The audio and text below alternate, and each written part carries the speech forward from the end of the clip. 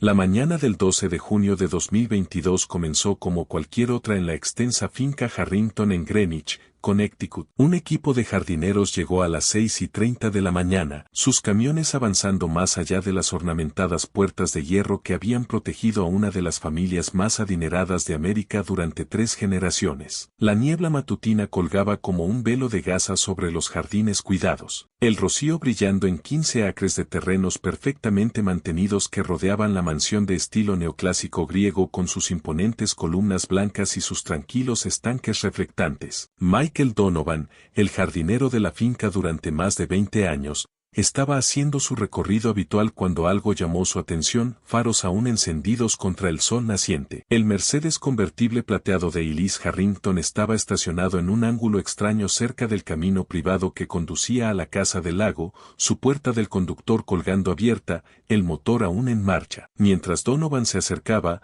un ominoso rastro de gotas oscurecidas que iban desde el automóvil hacia el lago privado de la familia envió hielo por sus venas. Algo no estaba bien. Donovan diría más tarde a los investigadores, sus manos curtidas temblando mientras recordaba el momento. La señorita Elise nunca dejaba su coche así. Y entonces vi la sangre, oscura contra la grava blanca. Fue entonces cuando lo supe. En 30 minutos, la serena finca se había transformado en una caótica escena del crimen. Los coches de policía se alineaban en la entrada privada, sus luces proyectando inquietantes patrones azules y rojos a través de la fachada blanca de la mansión. Los primeros en responder se movían con eficiencia experimentada hasta que un oficial se detuvo repentinamente, con el reconocimiento dibujándose en su rostro. «Esa es la novia del detective Matthews», dijo, su voz apenas por encima de un susurro mientras miraba la licencia de conducir en la billetera encontrada en el asiento del pasajero. La revelación se propagó entre los oficiales respondientes como una corriente eléctrica. Elise Harrington,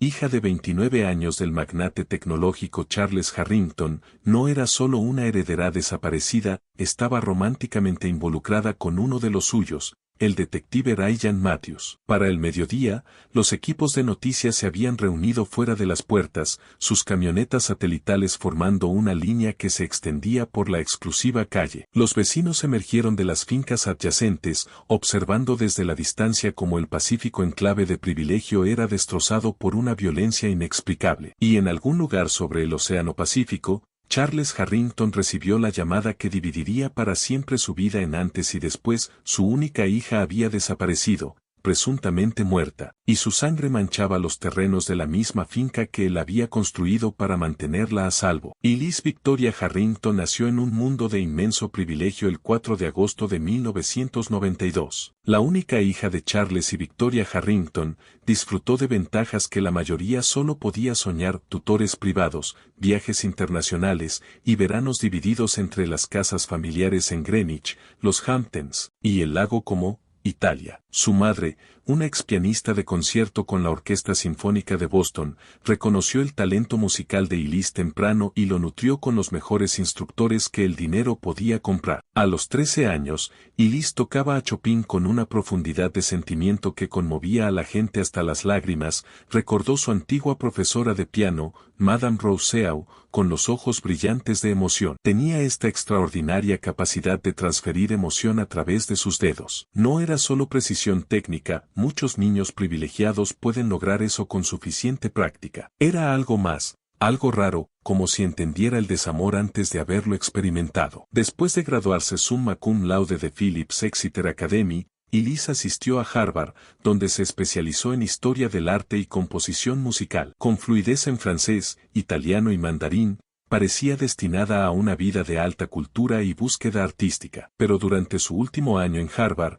la tragedia golpeó. Su madre Victoria fue diagnosticada con un agresivo cáncer de ovario y murió apenas 6 meses después. Algo en Elise cambió cuando Victoria falleció, Charles Harrington diría más tarde a los investigadores, en uno de sus raros momentos de vulnerabilidad emocional. Era como si la música dentro de ella se hubiera quedado en silencio. Se convirtió en alguien que no reconocía, alguien que parecía resentir todo lo que nuestra familia había construido. Tras la muerte de su madre, Elise abandonó lo que parecía una inevitable carrera como pianista de concierto. En cambio, comenzó a utilizar su fondo fiduciario para establecer programas artísticos en comunidades desatendidas. La iniciativa de artes juveniles Harrington, fundada en el centro de Bridgeport, un mundo alejado de la riqueza de Greenwich, se convirtió en su pasión. Allí, enseñaba piano a niños que nunca antes habían tocado un instrumento, mientras su padre observaba con una mezcla de orgullo y confusión cómo su hija rechazaba el camino que él había previsto para ella. Estaba a caballo entre dos mundos,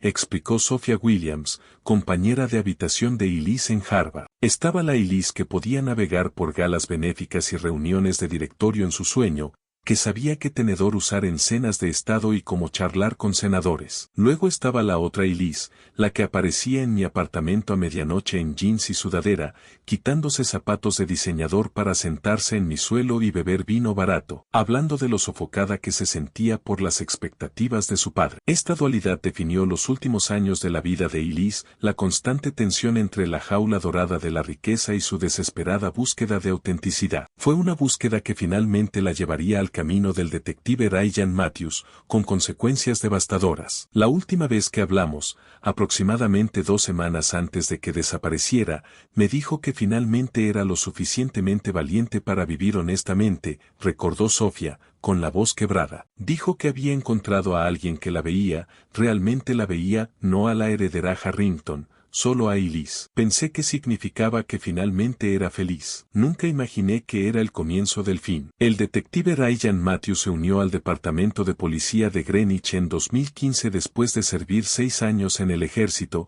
incluyendo 2 periodos en Afganistán. A los 34 años, se había establecido como una estrella en ascenso en el departamento, con un impresionante registro de resolución de casos y una reputación por un trabajo minucioso y meticuloso. Sus colegas lo describían como intenso, dedicado y reservado, particularmente después de su divorcio 3 años antes. Ryan era el tipo que querías en tu caso, dijo el teniente James Orbat, quien supervisaba a Matthews. Tenía este enfoque láser, esta capacidad de ver conexiones que otros pasaban por alto, pero se mantenía reservado. Después de que terminó su matrimonio, se sumergió en el trabajo. El trabajo se convirtió en toda su vida. Viviendo en un modesto apartamento de un dormitorio en Coscope, un vecindario de clase media adyacente al adinerado Greenwich, Matthews existía en proximidad a la inmensa riqueza sin participar de ella. Su salario anual de $87,000 era cómodo según la mayoría de los estándares, pero prácticamente nada en una ciudad donde la casa promedio se vendía por más de $3 millones.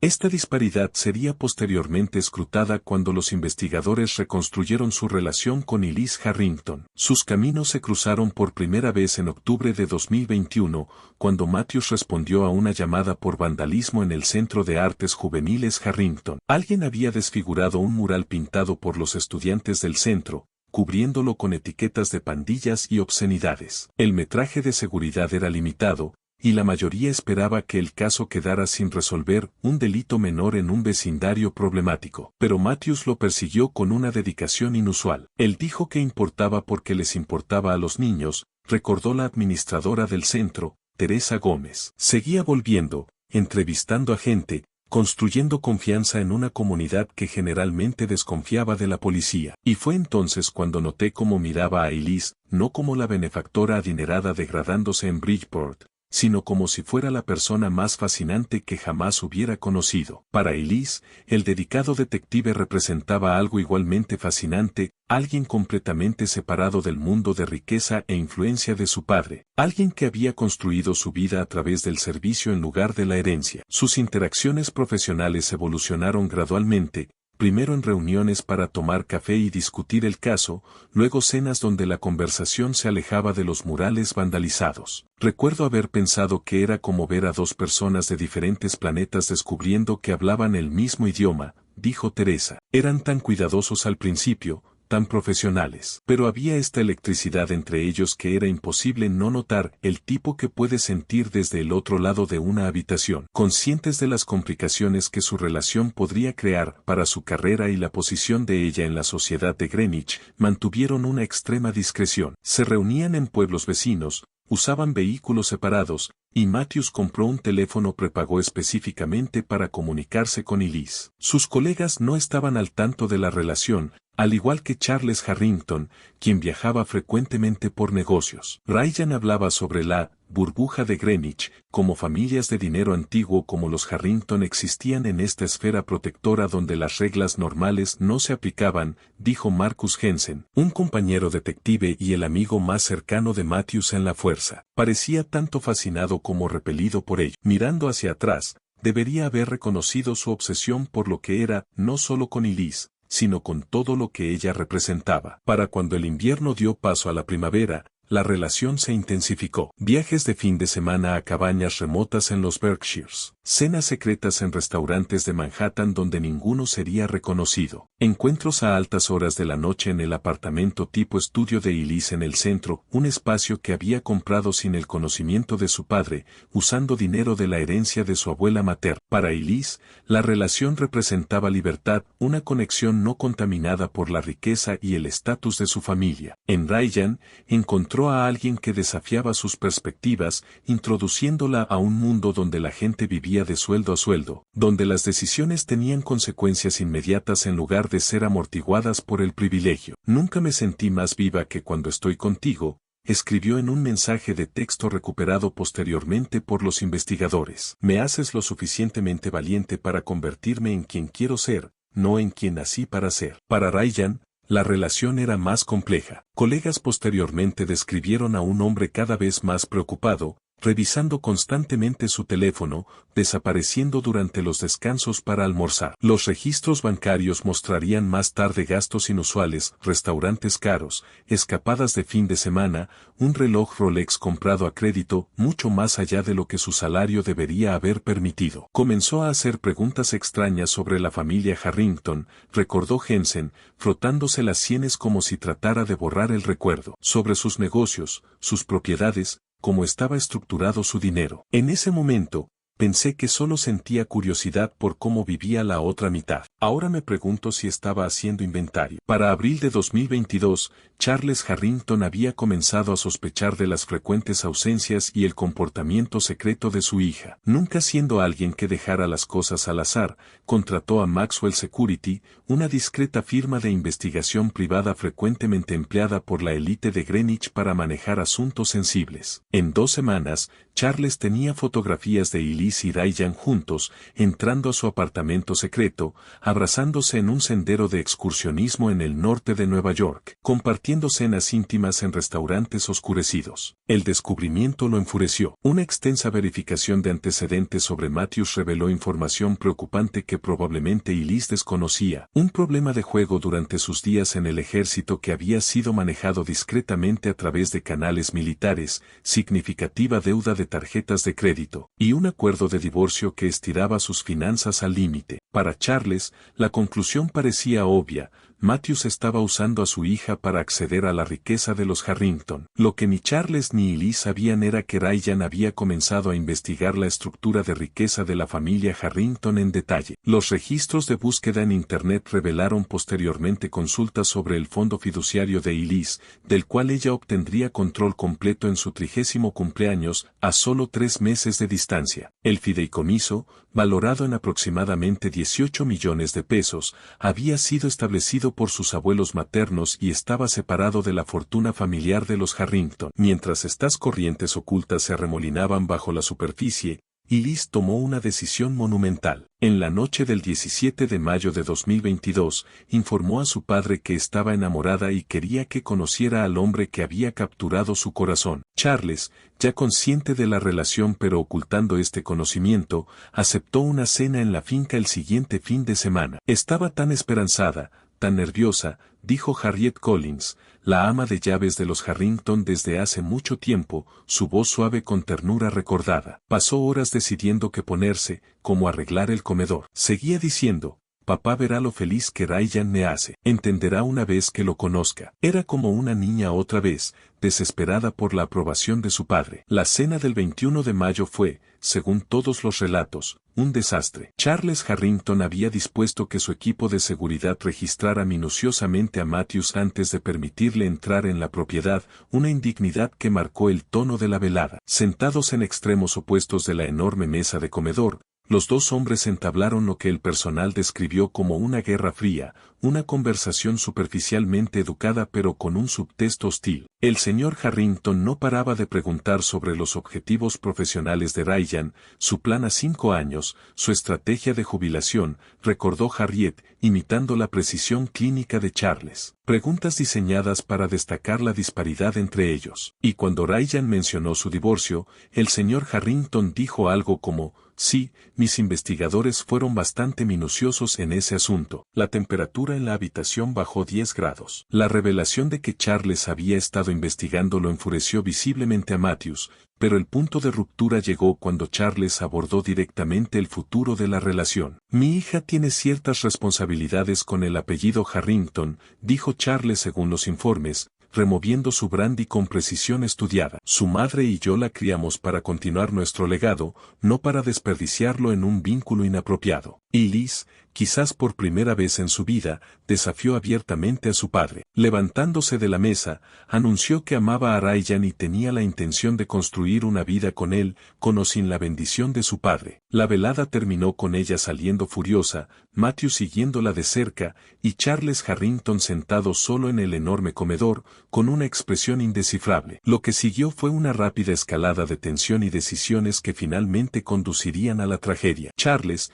decidido a proteger a su hija de lo que él veía como un evidente cazafortunas, tomó 2 medidas significativas. Primero, amenazó con desheredar completamente a Elise si continuaba la relación. Segundo, organizó una reunión privada con el detective Matthews. Esta reunión, celebrada en la oficina de Charles en Manhattan el 27 de mayo, fue captada por cámaras de seguridad pero sin audio. Expertos en lenguaje corporal que posteriormente revisaron las imágenes describieron una conversación tensa que terminó con Charles deslizando un sobre a través del escritorio. Los registros bancarios confirmarían más tarde una transferencia de $2 millones a una cuenta en el extranjero recién establecida a nombre de Matthews, un pago que los contadores forenses clasificarían como un soborno para terminar la relación con Elise. Sin conocimiento de esta transacción, Elise tomó su propia decisión dramática. El 1 de junio, se mudó de la mansión familiar a su apartamento del centro a tiempo completo. Retiró $50,000 de su cuenta personal, una suma pequeña según sus estándares pero suficiente para establecer una independencia temporal. Y lo más significativo,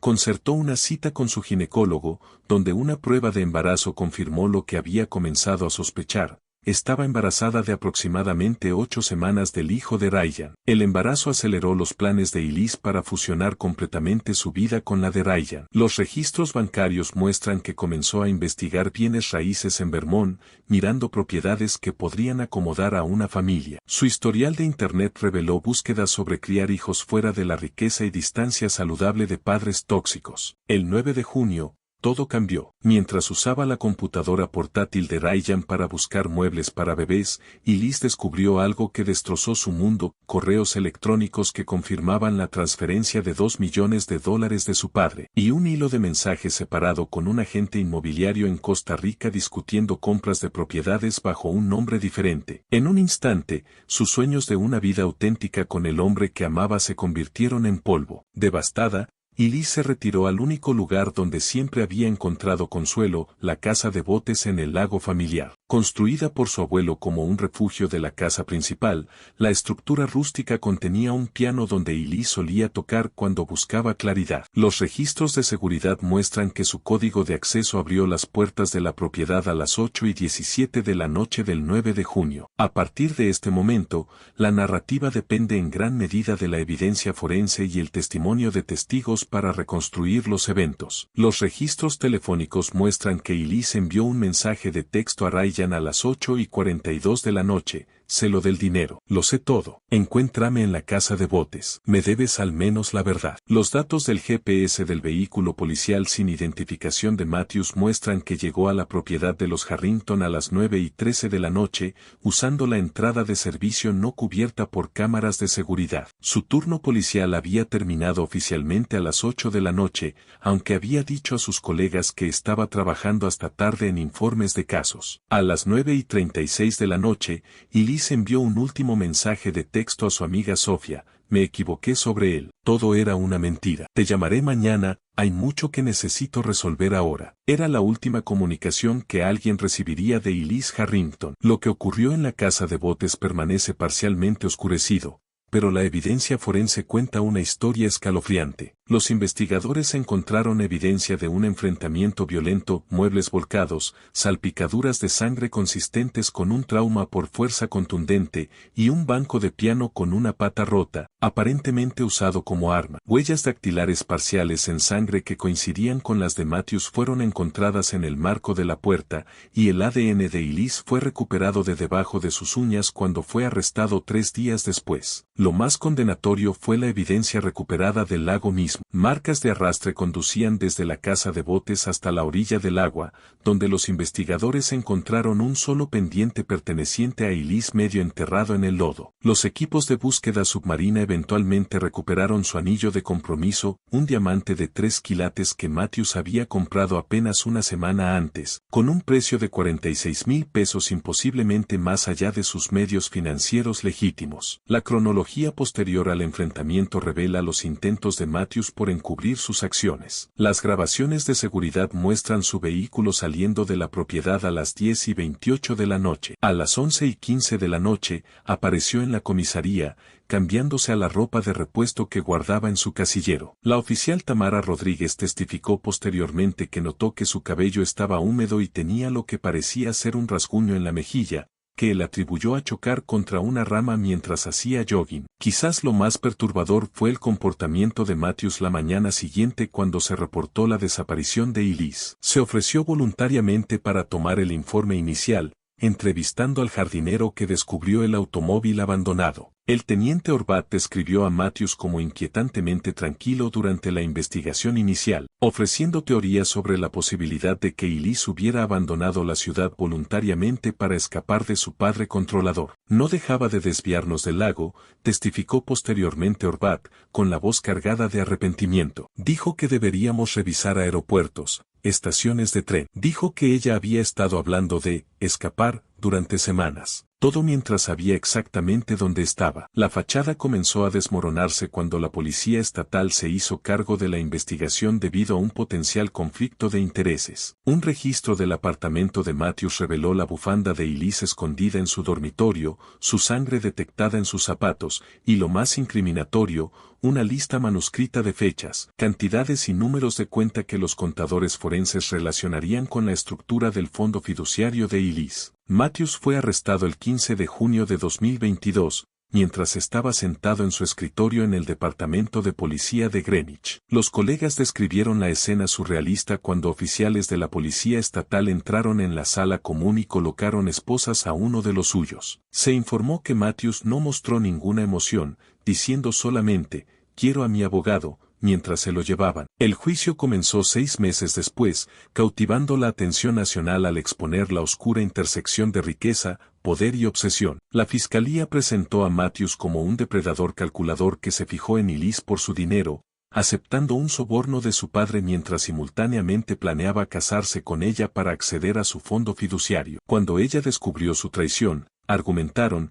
él la mató en un arrebato de ira y se deshizo de su cuerpo en el lago. La defensa intentó presentar la muerte como accidental, el resultado de una acalorada discusión donde Elise atacó a Matthews enojada por el soborno, cayendo y golpeándose la cabeza durante la lucha. Sugirieron que Matthews entró en pánico después, tomando la terrible decisión de ocultar su cuerpo en lugar de informar del accidente. Charles Harrington asistió a cada día del juicio de 7 semanas, sentado rígidamente en la primera fila, su rostro una máscara de dolor controlado. Solo una vez se quebró su compostura, cuando los fiscales mostraron la imagen de ultrasonido encontrada en el apartamento de Elise, revelando al nieto que nunca conocería. En ese momento, el titán de la industria se desmoronó, sus hombros temblando con sollozos silenciosos mientras cubría su rostro con manos temblorosas. El 23 de febrero de 2023, después de 4 días de deliberación, el jurado regresó con su veredicto, culpable de homicidio en segundo grado. El juez sentenció a Matthews a 25 años a cadena perpetua, declarando que su traición tanto a su relación con Elise como a su juramento como oficial de policía representaba una extraordinaria violación de confianza que ataca el corazón de nuestro sistema de justicia. Mientras Matthews era conducido fuera de la sala del tribunal,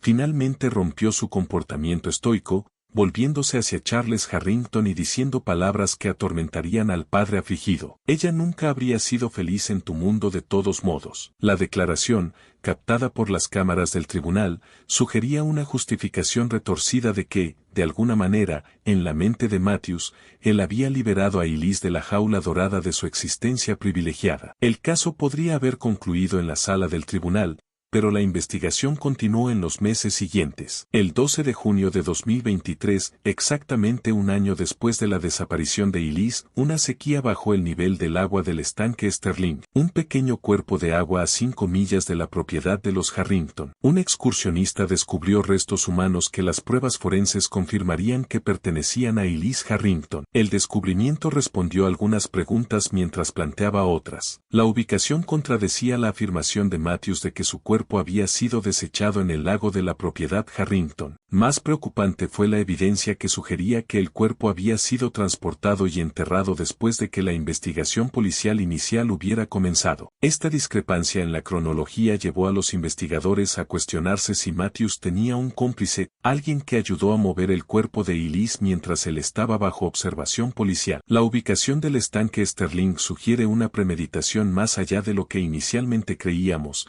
dijo la fiscal estatal Lydia Montgomery durante una conferencia de prensa anunciando el hallazgo. El detective Matthews sabía que el lago de los Harrington sería el primer lugar que se buscaría. Mover el cuerpo a una ubicación secundaria muestra un nivel de cálculo que refuerza el veredicto del jurado. Lo que permaneció inexplicable fue la desaparición de los efectos personales de Elise, su teléfono celular, portátil y un colgante de diamantes de su madre que siempre llevaba. Ninguno de estos artículos fue encontrado con sus restos o en posesión de Matthews. Los registros bancarios no mostraron transacciones sospechosas que pudieran indicar un cómplice pagado, y una investigación exhaustiva no reveló asociados cercanos que pudieran haberlo ayudado. Todavía hay piezas de este rompecabezas que faltan, reconoció el investigador principal, capitán Robert Chen, en su informe final del caso. Si bien se ha hecho justicia en términos de condena, puede que nunca se conozca completamente la verdad completa de lo que sucedió esa noche y en los días siguientes. Para Charles Harrington,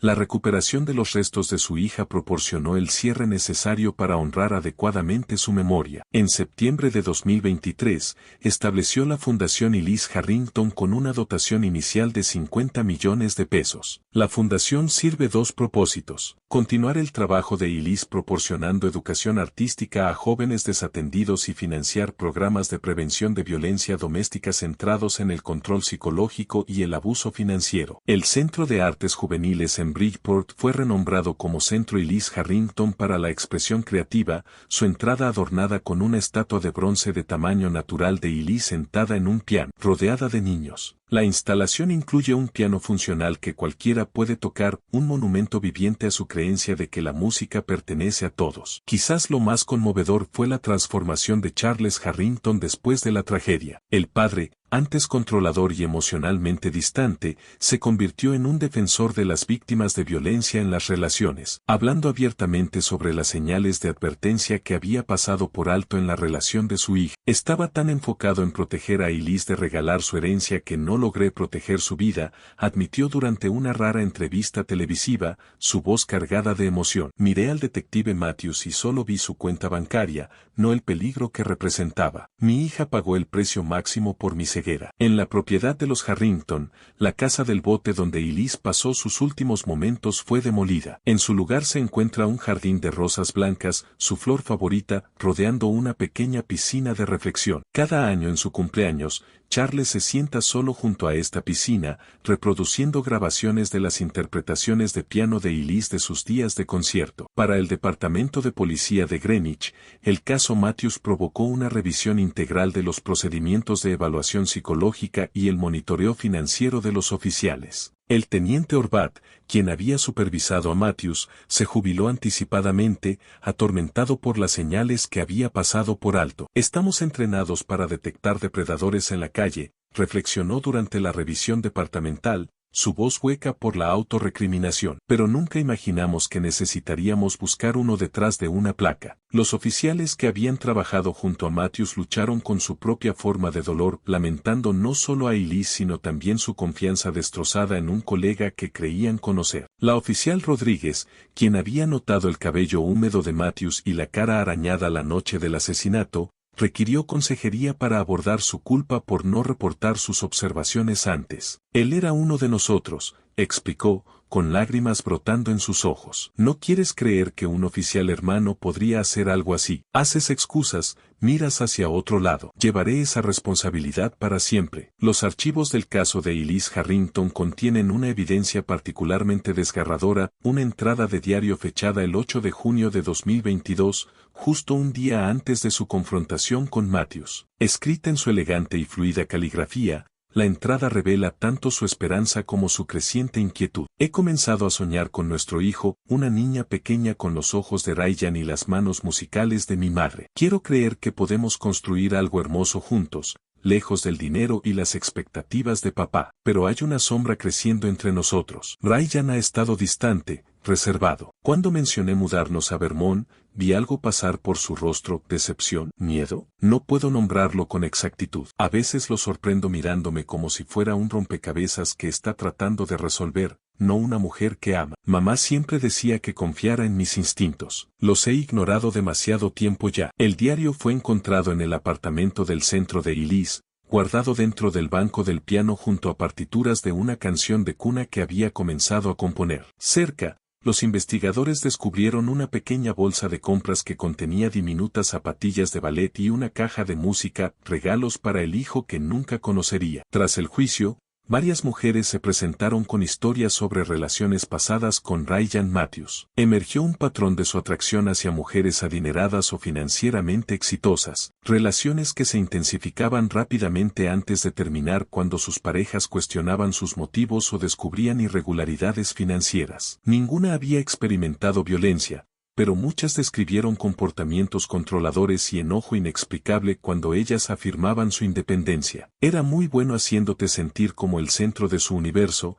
explicó Lauren Dawson, quien había salido brevemente con Matthews antes de su relación con Elise. Era embriagador, especialmente para mujeres acostumbradas a que los hombres se intimidaran por su éxito. Para cuando te dabas cuenta de que todo era táctico, ya estabas emocionalmente involucrada. Psicóloga forense, la doctora Meredith Chen, quien estudió el caso extensamente, describió a Matthews como un depredador social, alguien que utilizaba su estatus profesional y la manipulación emocional en lugar de amenazas evidentes para controlar a sus víctimas. Lo que hace que este caso sea particularmente perturbador es cómo Matthews utilizó como arma su posición como oficial de policía, observó la doctora Chen. Entendía exactamente cómo explotar el deseo de Elise de una vida fuera de la influencia de su padre, posicionándose como la alternativa auténtica a su existencia privilegiada pero limitada. Cuando esa fachada se agrietó, la violencia se convirtió en su única forma de control restante. A medida que el caso desaparecía de los titulares,